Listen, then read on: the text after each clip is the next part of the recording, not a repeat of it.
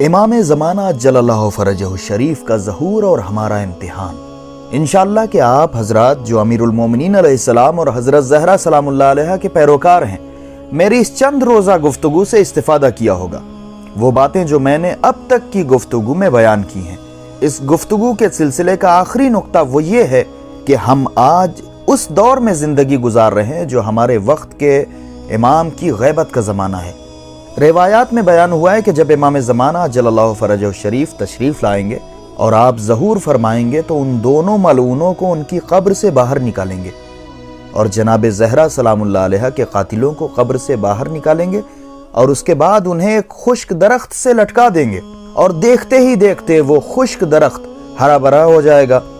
روایت میں ہے کہ اگر کسی کے دل میں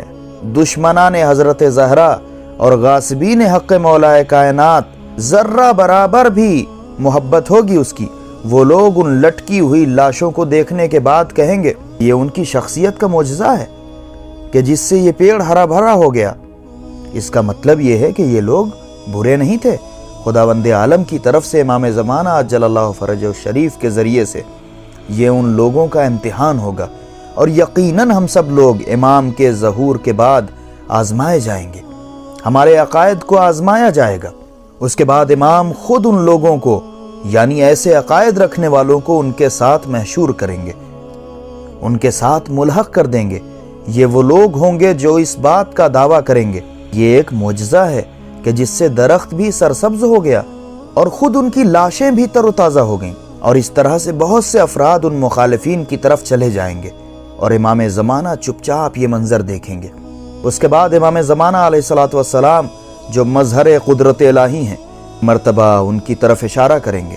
اور یہ سارے کے سارے لوگ ان مخالفین کے ساتھ حضرت زہرا سلام اللہ علیہ کے دشمن اور امام علی علیہ السلام کا حق غصب کرنے والوں کے ساتھ جل کر راکھ ہو جائیں گے۔ جیسا کہ میں نے عرض کیا کہ ہم لوگ جو ہمارا اعتقاد ہے، اعتقاد راسخ جناب زہرا سلام اللہ علیہ کے سلسلے سے اور مولا کائنات علیہ السلام کے سلسلے سے، امام زمانہ جل اللہ فرجہ الشریف کے ظہور کے بعد ہم اس اعتقاد کے ذریعے آزمائے جائیں گے، یعنی ہماری آزمائش ہوگی جب امام ظہور فرمائیں گے۔ آج جب پروردگار عالم نے ہم کو اتنا اچھا موقع دیا ہے، وقت دیا ہے، تو ضروری ہے کہ ہم اپنے اعتقاد کے سلسلے سے کام کریں، اور جو نقائص اس میں پائے جاتے ہیں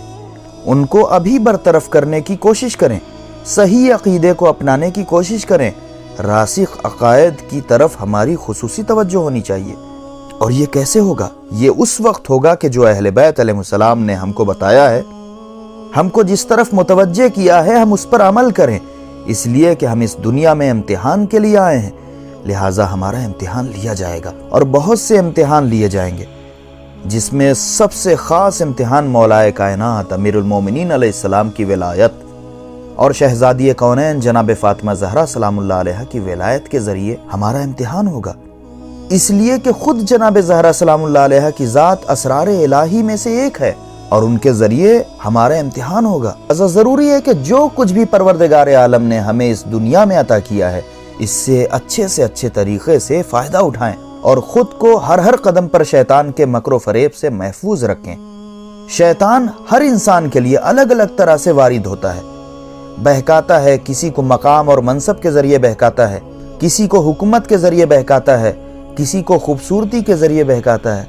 کسی کو مال و دولت کے ذریعے بہکاتا ہے، کسی کو خود قرآن کے ذریعے سے بہکاتا ہے۔ اب آپ سوچیں گے کہ قرآن کے ذریعے سے کیسے بہکاتا ہے؟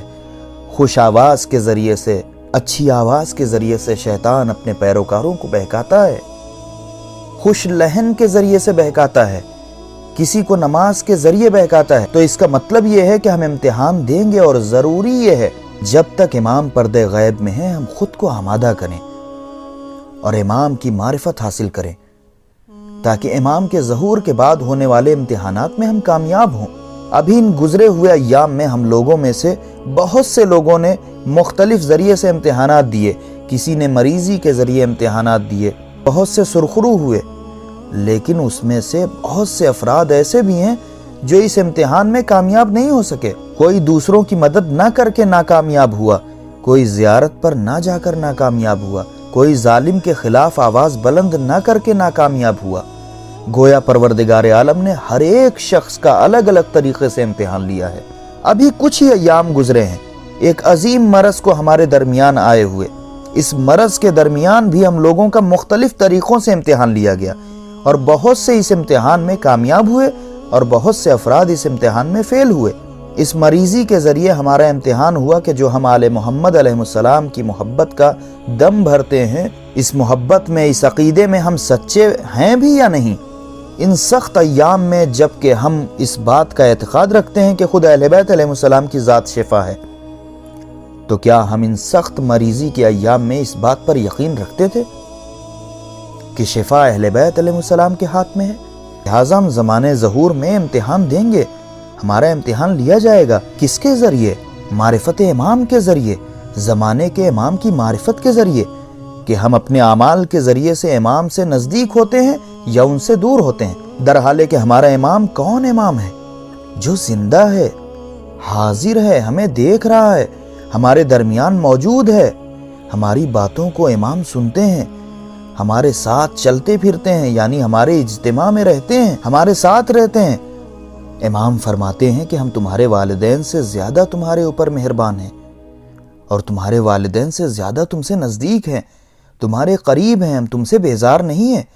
بلکہ ہم تمہاری ہر شے سے واقف ہیں، ہر اعمال سے واقف ہیں، تمہارے اعمال سے باخبر ہیں۔ ہمارا امام ایسا ہے کہ جو ہم سے اتنا نزدیک ہے، ہمارے لیے اتنا مہربان ہے، اور ہم ایسے شفیق اور مہربان امام سے غافل ہیں۔ اور آخر میں یہ امید کرتا ہوں کہ خود امام زمانہ علیہ السلام کی عظمت کے طفیل میں خداوند عالم ہماری مدد کرے گا اور ہم اپنے زمانے کے امام کی معرفت حاصل کریں گے اور امام کے حقیقی منتظر اور جانثار قرار پائیں گے، اور انشاءاللہ امام کے ساتھ ثابت قدم رہیں گے اور ہمیشہ دائماً امام کی معرفت کو حاصل کرنے میں کوشاں رہیں گے۔ ثقلین ہے